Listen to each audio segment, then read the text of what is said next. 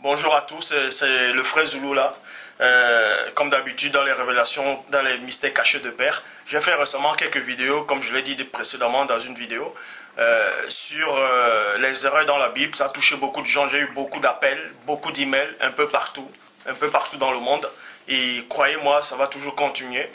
Donc, dans ces derniers temps de la fin, Dieu a permis que je sois là pour vous annoncer l'évangile, c'est-à-dire la parole cachée, authentique.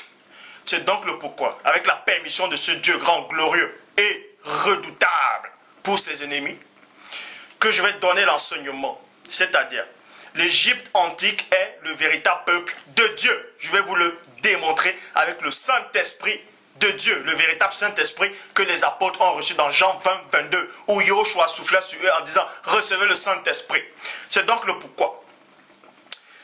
Les archéologues, les scientifiques de ce monde vous ont falsifié l'histoire, c'est-à-dire l'église romaine, l'église, le Vatican. Ils ont trafiqué l'histoire. Ils vous ont fait croire que l'Égypte actuellement, c'est-à-dire l'Égypte qui est là, qu'on voit actuellement, c'était l'Égypte antique. Et je vais vous démontrer que c'est faux. Que non seulement ce n'est pas l'Égypte-ci, mais que l'Égypte antique marchait véritablement avec Dieu. Pour ça, je vais aller dans Genèse 9, 18 à 22 qui dit « Les fils de Noé, virgule, qui sortis de l'âge étaient Shem, Cham et Japheth. » Point. Cham, c'est-à-dire Cam, fut le père de Canaan. Ce sont là les trois fils de Noé, virgule. Et c'est de leur postérité que peupla la terre. Et c'est de leur postérité que peupla la terre. Dieu met l'accent en vous montrant que c'est de leur postérité. Pourquoi? Parce qu'au temps d'Adam, Adam a eu deux fils, Caïn et Abel. Abel, nous savons qu'il est mort. Ensuite, il y a eu Seth. Et vous allez comprendre dans les mystères de Père que la postérité de Caïn a été détruite, a péri. C'est donc le pourquoi on vous dit ici, Noé est sorti de la lignée du troisième fils d'Adam, connu sous le nom de Seth. Et c'est donc les entrailles de Noé qui ont peuplé la terre. Noé commença à cultiver du vin, à cultiver la terre, virgule, et planta de la vigne, point. Il but du vin et s'enivra. Noé a bu du vin et il s'est enivré. Ce que je vais dire aujourd'hui, frères et sœurs en Christ, accrochez-vous, ça va être surprenant, ça va être solide, ça va vous enlever les écailles des yeux. Déjà, je vais tirer votre attention. Noé a bu du vin, il s'est enivré.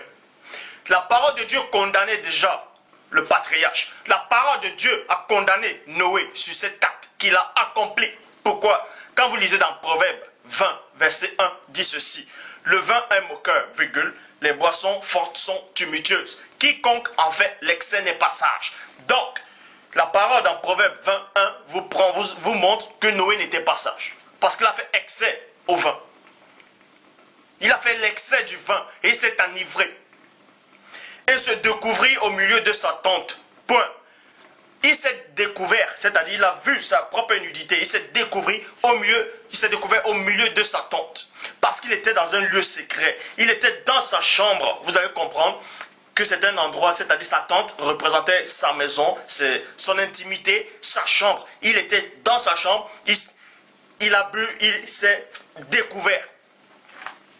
Et ensuite, Cham, virgule, père de Canaan, vit la nudité de son père, virgule. Déjà, posez-vous la question. Comment Cham a-t-il fait pour voir la nudité de Noé? Comment est-ce qu'il a fait pour voir la nudité de Noé? Puisque Noé était nu dans sa tente, dans son lieu secret, dans sa chambre. Je peux dire, dans sa chambre. Comment Cham a-t-il fait? Puisque ça veut dire que Cham était à l'intérieur avec Noé. Cham était à l'intérieur de sa tente avec Noé, son père. Mais qu'est-ce qu'il faisait dans la tente de Noé? Qu'est-ce qu'il faisait là, à l'intérieur? Qu'est-ce qui se passait à l'intérieur? Vous allez voir aujourd'hui les mystères de la parole de Dieu. Il se découvrait au milieu de sa tente, virgule, un point. Cham, père de Canaan, vit la nudité de son père.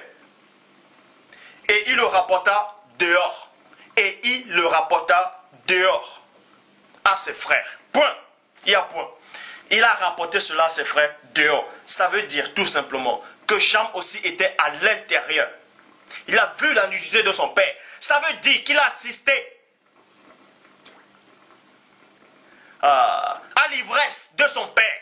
Il a vu comment Noé buvait du vin jusqu'à Noé s'est enivré. Et Cham était à l'intérieur. Il a assisté depuis le début jusqu'à la fin. Il est sorti.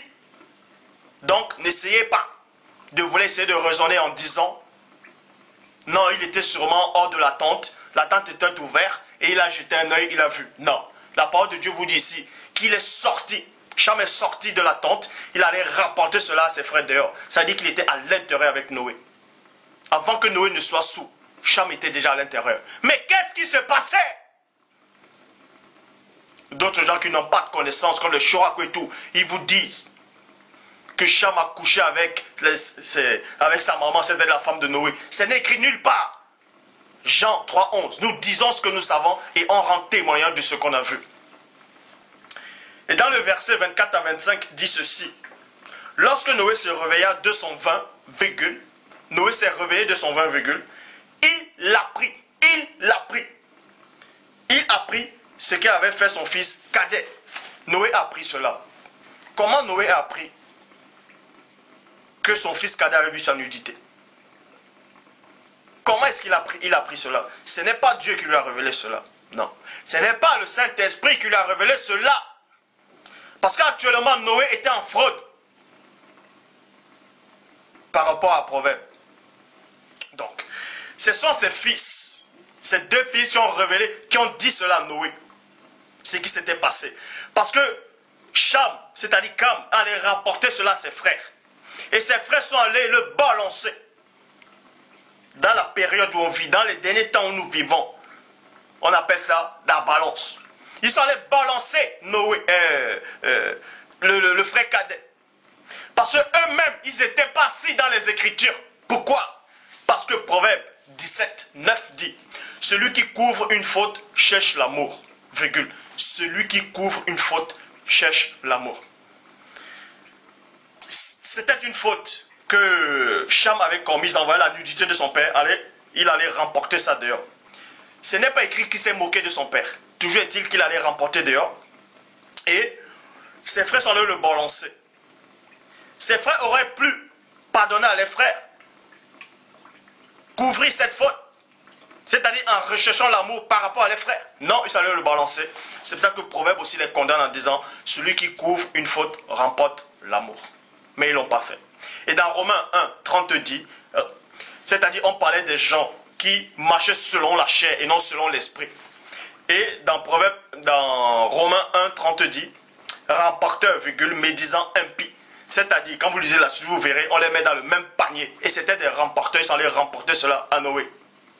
Et dans Genèse 9, 25 dit, et il dit, deux points, maudit soit Canaan, et qu'il soit l'esclave des esclaves de ses frères. Déjà, le mot esclave n'a pas lieu d'être dans les Écritures. Les mots esclaves n'a pas lieu d'être là-dedans. C'est une parole qui a été troquée. C'est une parole étrangère des Écritures. C'est de la fraude. Parce que le mot esclave vient de slave. C'est un pays d'Europe. Et slave, c'est-à-dire l'Europe, au temps de Noé, n'existait pas. Donc, ne venez pas rajouter des mots que même les anciens, même les patriarches n'ont même pas prononcés. Qu'ils soient esclaves, n'importe quoi. Déjà, quand Noé a maudit Canaan, Canaan était-il né? Ou bien Noé a eu une vision de son futur petit-fils dans les temps futurs? Posez-vous la question. Genèse 10, 1 dit, voici la postérité, parce que soi-disant Noé a maudit Canaan, et c'est là où les Noirs sont arrivés. Il y a plein de gens qui écrivent cela, ce sont des hérésies, vous n'avez pas de connaissance, vous avez un esprit de confusion. Déjà pour votre information, les Noirs existaient déjà. Quand vous lisez dans Genèse 2, 7, dit, l'Éternel Dieu forma l'homme de la poussière de la terre. Et dans Exode 8, 12, l'Éternel Dieu dit à Moïse, 2 points, dit Aaron, 2 points, élève ta verge, virgule, et frappe la poussière de la terre, et se changera en peau. Et les peaux sont noires. Bref, aujourd'hui, je ne parlerai pas de la couleur de la peau, ou bien ça, j'ai déjà de l'enseignement. C'était juste pour vous faire remarquer que ces gens qui disent que Noé a maudit Canaan et les Noirs sont arrivés, ils sont dans un délire. Et la postérité, on vous dit dans Genèse 10.1, voici la postérité des fils de Noé, virgule. Postérité, ça veut dire génération, héritier, lignée, rejeton, progéniture, descendance, famille et enfants. Shem, Cham et Japhret. Il est naguit des fils et des fils après le déluge. Dans le verset 6, les fils de Cam, c'est-à-dire de Cham, furent, déjà Cam en hébreu, ça veut dire noir. Les fils de Cam furent Cush. Cush, ça veut dire noir, noir à hébraïque. Et Méphraïm, c'est Égypte. Parce que là, j'ai dit, aujourd'hui, on va parler de l'Égypte antique. C'est dans le pourquoi je suis allé dans l'origine même où l'Égypte antique est sortie. Donc, c'est Méphraïm qui est l'Égypte. Et pour votre information, le mot Égypte, c'est-à-dire, ce sont les Grecs qui ont donné ce nom-là, Égypte. Mais avant, les Égyptiens, on ne les appelait pas l'Égypte. Ils n'étaient pas connus dans ce pays grand, glorieux et puissant. Le nom d'Égypte, c'était le peuple des Noirs. C'était ça. C'est comme ça qu'on les appelait, le peuple des Noirs. Et dans Genèse 12, 10 dit ceci. Il y a eu une grande famine dans le pays. Et Abraham descendit en Égypte pour y séjourner, virgule, car la famine était grande dans le pays. Point. Il y avait la famine dans le pays. Abraham est descendu en Égypte. Pourquoi il est descendu en Égypte? Alors que nous savons qu'il y avait plein d'autres pays qui existaient. Mais pourquoi spécialement en Égypte? Je poursuis. Il est descendu en Égypte. Vous voyez? Abraham est descendu en Égypte parce qu'il savait que l'Égypte, c'était aussi le peuple de Dieu. Que c'était ses frères. Que c'était le peuple authentique de père. Parce que Deutéronome 15, 11 dit ceci. Il y aura toujours des indigents dans le pays. C'est pourquoi je te donne ce commandement. 2 points. Tu ouvriras ta main à ton frère, virgule, aux pauvres et à l'indigent dans ton pays. Point. Abraham le savait.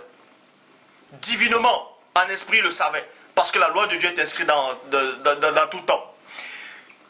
Et Abraham savait déjà en esprit qu'il allait partir en Égypte, on allait l'ouvrir la main. Parce qu'il savait aussi que l'Égypte connaissait la loi de Dieu. Ça, c'est spirituel qu'il faut comprendre les choses. C'est pour ça que je relis, je reprends. Dans Deutéronome 15, 11, il y aura toujours des indigents dans le pays. C'est pourquoi je te donne ce commandement. 2 points, tu ouvriras ta main à ton frère, virgule, aux pauvres et à l'indigent dans ton pays. Et Pharaon a fait cela, il a ouvert sa main à son frère Abraham. Il a ouvert sa main à l'indigent, à celui qui a faim. Parce que l'Égypte antique connaissait le peuple, connaissait la loi de Dieu. Dans Deutéronome 15, 11. L'hospitalité. Il connaissait cela. Et dans Genèse 12, 16 dit, il traita bien Abraham à cause d'elle, à cause de Sarai. Et Abraham reçut des brebis, des bœufs, des ânes, des serviteurs et des servantes et des ânesses et des chameaux. Point.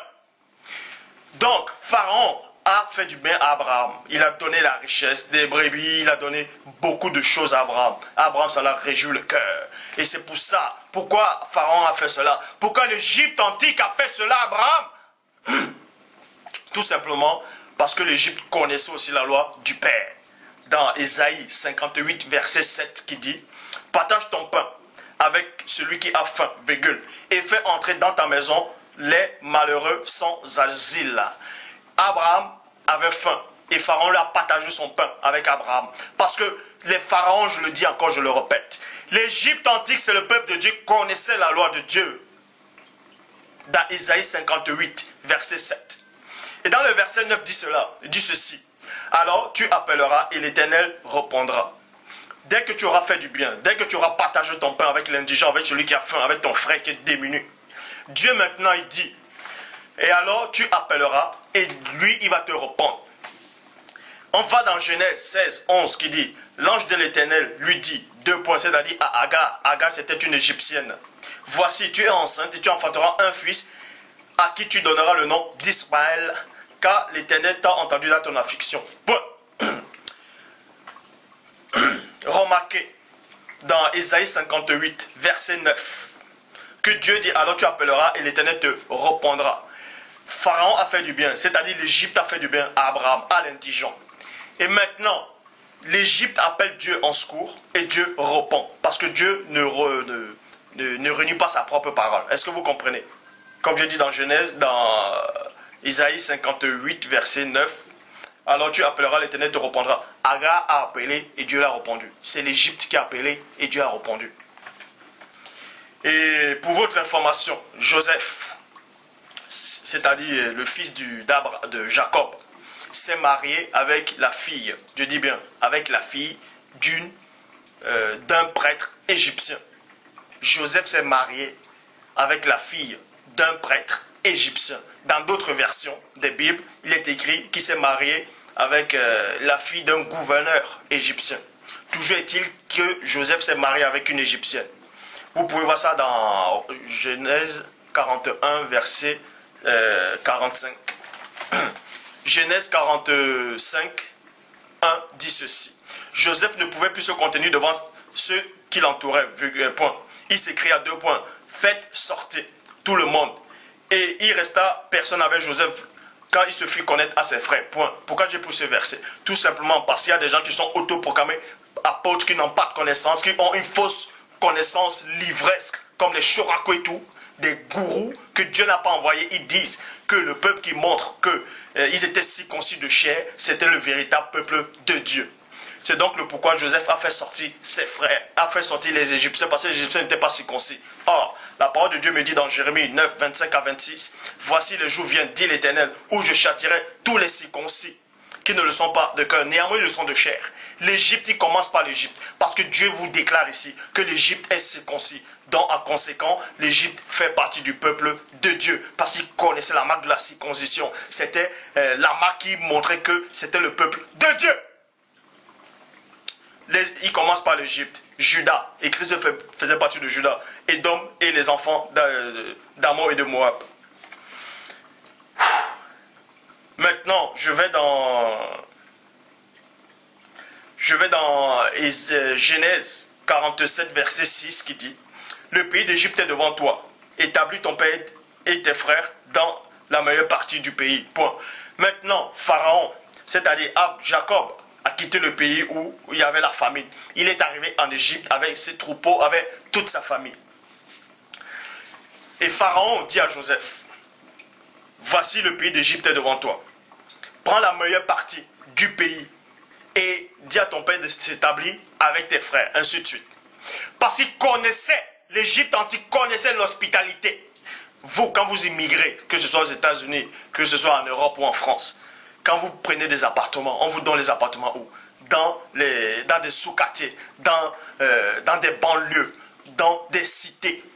Mais Pharaon n'a pas fait cela. Il a dit à Joseph, choisis la meilleure partie. Parce qu'il connaissait la loi de Dieu. Est-ce que vous comprenez? C'était dans les gènes, c'était dans les cellules, c'était dans les molécules de l'Égypte antique.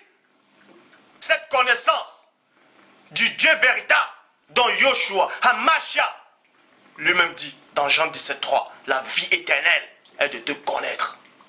La vie éternelle est de te connaître, toi le seul véritable Dieu. Pourquoi? Parce que dans Hébreux 11, 4 dit ceci. C'est pas la foi qu'Abel offrit à Dieu un sacrifice plus excellent que celui de Caïn. C'est pas la foi que Abel offrit un sacrifice plus excellent, c'est-à-dire un meilleur sacrifice. Parce que Abel marchait avec Dieu. Il avait l'esprit de père. Il faisait partie de Dieu. C'est pour ça qu'il a offert un meilleur sacrifice, un bon sacrifice. Et de même que Pharaon d'Égypte, le peuple d'Égypte, l'Égypte antique, Méphraïm, a dit à Joseph, prends une meilleure partie du pays. Parce qu'il connaissait la loi de Dieu.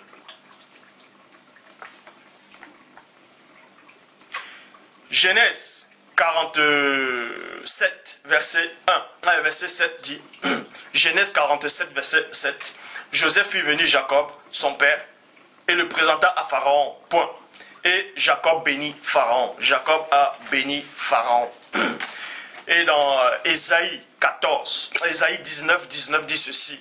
En ce temps-là, en ce même temps, il y aura un autel à l'Éternel plutôt au milieu du pays d'Égypte. Et sur la frontière un monument à l'Éternel. On vous dit ici qu'il y aura un autel au pays d'Égypte. L'autel, dans l'Ancien Testament, ça représentait, c'était comme un petit temple, si vous voulez, un autel. D'autres faisaient ça avec des pierres, ainsi de suite. Bon, et l'autel maintenant représente, Dieu n'habite pas dans les bâtiments faits de main d'homme ou bien dans les autels des pierres, tout ça. C'est dans le temple. Mais la parole de Dieu vous révèle ici, dans Ésaïe 19, 19, en ce même temps, il y aura un autel de l'Éternel, à l'Éternel au milieu du pays d'Égypte, virgule.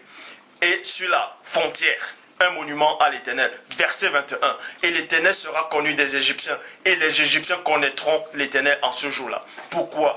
Parce que quand vous lisez dans Exode 8, 15, dit ceci. Et les magiciens disent à Pharaon, 2 points, c'est le doigt de Dieu. Parce qu'ils connaissaient le Dieu véritable.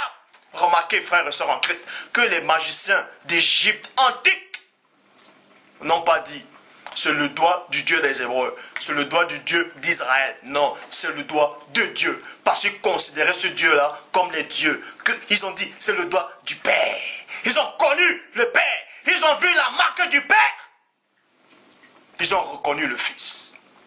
Parce que Yoshua, Hamasha, dit dans Jean 10, mes brebis connaissent ma voix. Mes brebis connaissent ma voix. Est-ce que vous comprenez? Mes brebis connaissent ma voix. Elles me connaissent et elles me suivent. Elles entendront ma voix. Et eux, ils ont vu le doigt du Père. Ils ont dit, ça, c'est le doigt du Père. On connaît le signe du Père. On connaît la marque du Père. Mais qu'est-ce qui s'est passé? Pourquoi le Père châtiait ses enfants? La parole de Dieu vous dit que Dieu châtie ceux qu'il aime. Dieu châtie ses fils. Si Dieu ne vous châtie pas, c'est qu'il ne vous aime pas. Mais il a châtié les Égyptiens parce que c'était son peuple. Mais pourquoi les Égyptiens? Pourquoi Dieu a châtié les Égyptiens? Qu'est-ce qui s'est passé pour qu'il y ait des magiciens en Égypte pour vouloir lutter contre l'Éternel? Qu'est-ce qui s'est passé? Ça, c'est dans une prochaine vidéo. Exode 1, 15 à 17 dit, le roi d'Égypte parla ainsi aux sages-femmes des Hébreux, virgule. Quand on dit les sages-femmes des Hébreux, ça veut dire que ces sages-femmes-là, c'était des Égyptiens qui travaillaient pour les Hébreux. C'est pour ça qu'il a dit les sages-femmes des Hébreux. Nommé l'une Shifra et l'autre Pua. Point. Il est dit, 2 points. Quand vous accoucherez des enfants, les femmes des Hébreux, vous voyez, que vous les verrez sur les sièges, virgule. Si c'est un garçon, faites-le mourir. Si c'est une fille, laissez-la vivre. Point. Pharaon a donné l'ordre à des sages-femmes égyptiennes qui travaillaient pour les Hébreux en disant, si tout garçon mâle naît, vous devez les tuer. Si c'est une fille, laissez-la vivre. Mais les sages-femmes craignaient Dieu, virgule, et elles firent point ce que les avait dit le roi d'Égypte. Elles laissaient vivre les enfants. Point. Les sages-femmes des Hébreux, c'était des Égyptiennes. Elles connaissaient la loi de Dieu. Elles craignaient le Père. Est-ce que vous comprenez? Parce qu'elles connaissaient aussi la loi de Dieu qui dit, je vous ai dit, c'était dans les gènes, c'était déjà dans les cellules. Actes des apôtres 5, 29. Pierre et les apôtres répondirent, 2 points. Il faut obéir à Dieu plutôt qu'aux hommes. Ah, Dieu! Même les apôtres l'ont dit. Mieux obéir à Dieu qu'aux hommes. Et c'est ce que les sages-femmes des Hébreux, c'est-à-dire des Égyptiens, l'ont fait. Elles ont obéi à la voix du Père qu'aux hommes. Parce qu'elles connaissaient la loi du Père. Elles connaissaient la parole du Père. Elles connaissaient le Père. Ésaïe 19, 24. En ce même temps, Israël sera, virgule, lui, 3e, virgule. Pourquoi Israël sera 3e? Pourquoi pas 1er? Pourquoi Israël sera 3e? Pourquoi pas 1er? Unis à l'Égypte et à la Syrie. Et ces pays seront l'objet d'une bénédiction. Point. Verset 25. L'Éternel des armées les bénira. Le bénira, virgule, en disant, 2 points. Béni soit l'Égypte, mon peuple. Ha! Dieu! Verset 25, pour votre information, l'Éternel des armées les bénira, virgule, en disant, 2 points. Béni soit l'Égypte. il commence par l'Égypte. Il commence par son premier. Il commence par son fils.